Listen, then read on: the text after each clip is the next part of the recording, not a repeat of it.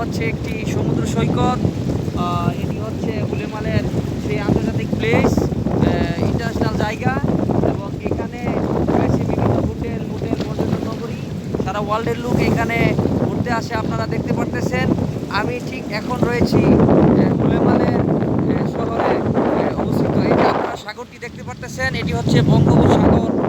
পৃথিবীর মধ্যে সবচেয়ে উত্তপ্ত এবং ফেমাস সাগর হচ্ছে বঙ্গোপসাগর। ছোট বড় 1200 দ্বীপ নিয়ে এই মালদ্বীপ রাষ্ট্রটি অবস্থিত।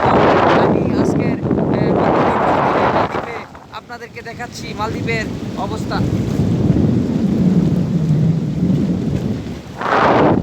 দ্বিতীয় দিনের মতন মালদ্বীপ আপনাদেরকে দেখাচ্ছি। মালদ্বীপের পরিস্থিতি, মালদ্বীপের অবস্থান, মালদ্বীপের অসংখ্য সৌন্দর্য, পরিবেশ, বায়ু, বাতাস, পানি, পাথর আপনারা দেখতে পাচ্ছেন।